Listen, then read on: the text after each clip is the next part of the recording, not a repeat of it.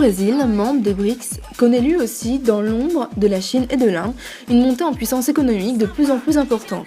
En quelques années, il rencontre une fulgurante ascension économique grâce à ses ressources naturelles abondantes et à une transition démocratique réussie. Ainsi, le Brésil tend à devenir la 5e puissance économique mondiale. Le pays dispose de conditions favorables à un développement dynamique à long terme. Mais le géant sud-américain s'efforce encore de trouver son rôle régional et mondial en politique étrangère.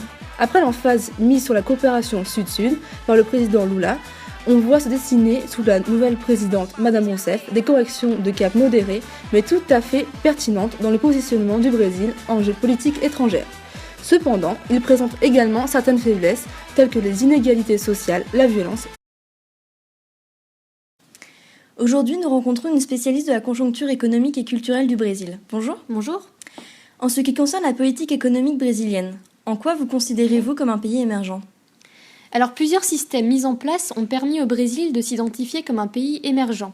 En effet, la politique économique a été boostée par le modèle Lula, qui a permis d'augmenter les dépenses publiques afin de limiter les effets de la crise économique mondiale de 2008. Très bien. Et pouvez-vous nous en dire plus sur les mesures mises en place ? Tout à fait. Alors parmi les instruments employés, on retrouve le programme d'accélération de la croissance, qui est le PAC, doté d'une enveloppe d'un montant de 600 milliards de réaïs, environ 260 milliards d'euros, qui a permis entre autres de mener de nombreux projets d'extension et d'amélioration des infrastructures, comme les autoroutes, les ports, l'énergie ou l'irrigation. Des investissements massifs ont également été réalisés dans l'habitat social et a ainsi permis la construction d'environ 3 millions de nouveaux logements. Enfin, les services publics, donc l'éducation supérieure, la santé, le système de pension et la justice, ont été améliorés. Lors de la Coupe du Monde de foot de 2014, on a pu observer un certain niveau de pauvreté dans le pays. Pouvez-vous nous dire ce qu'il en est aujourd'hui ? Oui, donc le niveau de pauvreté a considérablement chuté et est certainement l'un des indicateurs reflétant le mieux la transformation de la société. Ainsi, le nombre de familles vivant avec moins d'$1 par jour a été réduit de moitié en 10 ans. Mais alors, comment pouvez-vous expliquer ce phénomène ? C'est simple, l'amélioration de la mobilité sociale a été favorisée notamment par Lula, qui a permis l'extension et la simplification du programme Bolsa Familia, la bourse famille. Ce programme consiste en une allocation fixe attribuée aux ménages les plus pauvres. De plus, des aides sont versées aux familles en fonction de la présence et du nombre d'enfants à charge. En contrepartie, les familles s'engagent à scolariser leurs enfants dans les établissements scolaires et à se rendre dans des centres de santé pour se faire soigner. L'ampleur du programme est impressionnante. Quelques 12,6 millions de familles sont concernées, soit un quart de la population brésilienne, et touchent en moyenne un peu moins de 50 € par mois, soit une dépense pour le gouvernement d'environ 0,4% du PIB. Et nous avons remarqué que votre économie est relativement dépendante de son commerce intérieur. Est-il favorable à l'émergence du Brésil ? Oui, la montée en puissance des entreprises brésiliennes est caractéristique du développement actuel du pays. S'il ne s'agit pas d'un trait exclusivement brésilien, puisqu'il est commun à l'ensemble des grands pays dits émergents, le phénomène étonne par son ampleur. Plusieurs secteurs sont concernés. Il y a l'extraction minière, les secteurs de haute technologie comme l'aéronautique ou l'extraction de pétrole en eau profonde, l'industrie de base comme la métallurgie ou encore la construction civile. En 2010, le commerce extérieur du Brésil représentait 384 milliards de dollars, soit une hausse de 37% par rapport à l'année précédente. Mais alors, après tant de points positifs, quel futur économique le Brésil peut-il espérer à votre avis ? La question de savoir si l'économie brésilienne sera capable d'affirmer son indépendance économique vis-à-vis des pays du Nord reste entière. Le Brésil doit notamment combler son regard technologique. Les secteurs les plus stratégiques, comme les communications, l'automobile et l'informatique, restent aux mains de groupes étrangers. Or, la maîtrise des techniques de production performantes est nécessaire pour aider le Brésil à passer du statut de pays émergent à celui de pays développé. Malgré les compétences acquises dans des domaines spécifiques comme l'exploitation pétrolière océanique, la métallurgie fine ou encore l'alcool carburant, la part relative dans la balance commerciale du pays des exportations de biens industriels intégrant davantage de technologies demeure faible. Concernant les ressources dont dispose le Brésil, que pouvez-vous nous dire ?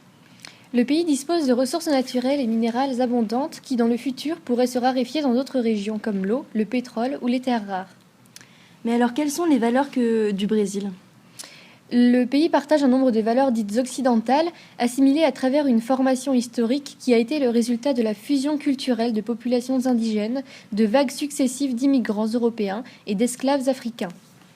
Quels sont selon vous les défis auxquels fait face le Brésil en matière de diversité culturelle ? Alors, le ministère de la Culture tente actuellement de s'attaquer à 3 défis de taille. D'abord, le premier, le déséquilibre interne en termes de diversité culturelle qui rend presque invisible la production culturelle des populations pauvres, autochtones ou issues de régions éloignées des grands centres. Depuis 2003, nous travaillons à la reconnaissance et la valorisation des expressions culturelles populaires de toutes les régions du Brésil afin de les faire sortir de l'invisibilité. De plus, l'un des problèmes majeurs du Brésil est la concentration des médias dans les grands centres urbains, principalement São Paulo et Rio de Janeiro. La Convention a selon moi un défaut. Elle ne parle pas du tout des médias. Pourtant, pour renforcer l'industrie et la diversité culturelle, on doit absolument passer par les médias. Le ministère travaille donc à la décentralisation et diversification de leur production. Enfin, l'un des défis est de rétablir le dialogue entre la culture et l'éducation au Brésil. Les enfants sont constamment soumis à la culture de masse et ne voient plus l'importance de la culture populaire. L'école ne valorise pas la culture populaire, ce qui finit par tuer les manifestations culturelles locales. Il est donc alors très important d'encourager la transmission générationnelle et que l'école apprenne aux enfants à apprécier les manifestations culturelles auxquelles participent leurs parents. Il s'agit donc réellement d'ouvrir davantage les écoles à la culture locale des communautés environnantes. Mais alors comment se finance la politique culturelle brésilienne ? Alors 90% de financement public, 10% de financement privé. La plupart des projets culturels sont financés par les lois de soutien fiscal, ce qu'on appelle les niches, c'est-à-dire par les entreprises qui en usent. Le gouvernement fédéral et les États, c'est-à-dire les gouvernements centraux fédératifs, financent en moyenne la culture à 75% à travers ces lois. S'ajoutent alors des programmes d'appui spécifiques, fédéraux, estaduels et municipaux. Ces programmes élèvent la participation publique à 90%.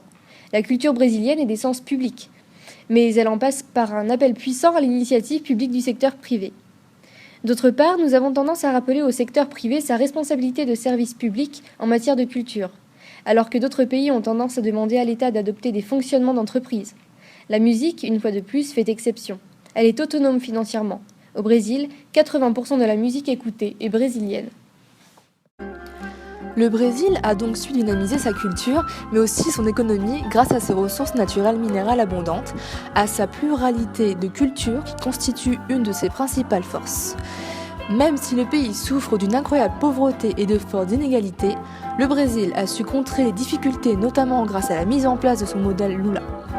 Le pays fait aussi partie des BRICS et est prêt à devenir indépendant économiquement comme culturellement.